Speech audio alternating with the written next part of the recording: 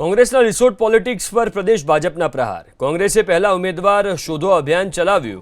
Doctor Anil પટેલે આ પ્રહાર કર્યા છે અને હવે કોંગ્રેસ ઉમેદવાર સંતાડો અભિયાન ચલાવી રહ્યું છે. પરિણામના દિવસે કોંગ્રેસનું મોઢું સંતાડો અભિયાન ચાલશે. આ તમામ પ્રહાર ભાજપ તરફથી કરવામાં આવ્યા. કોંગ્રેસે એક તરફ ઉમેદવાર શોધો અભિયાન ચલાવ્યું. હવે કોંગ્રેસ ઉમેદવાર સંતાડો અભિયાન ચલાવી રહ્યું છે.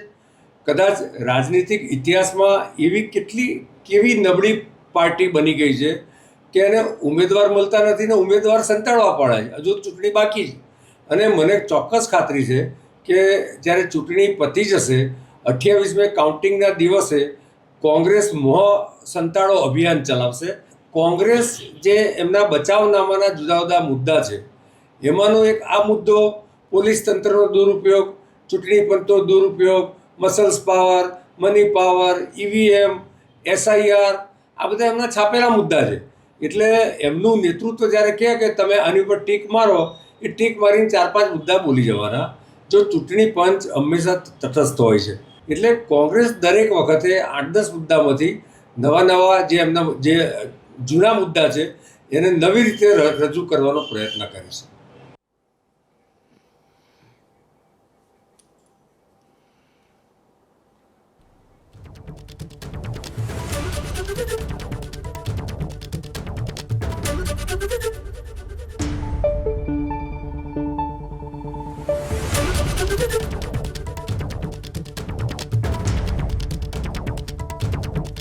નહીં, રોનકભાઈ તમારી વાત સાચી છે. I do agree. અમારા કોઈએ આ પ્રકારનું કર્યું નથી અને કર્યું હોય તો એ ખોટું છે. હું પોતે પણ ડેમોક્રેટિકલી માનું છું, પરંતુ ખોટા આરોપો કરવા એ વસ્તુ સ્વીકાર્ય નથી.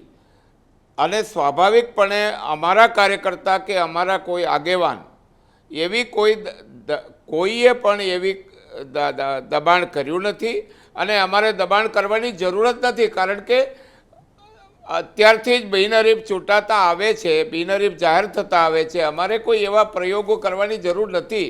કોંગ્રેસ હારવાની હોય એટલે એને કંઈ ને કંઈ તો કારણ મળવું જોઈએ ને. તો કોને દોષ દેવો? તો દોષ ભારતીય જનતા પાર્ટીને આપો, સરકારને આપો.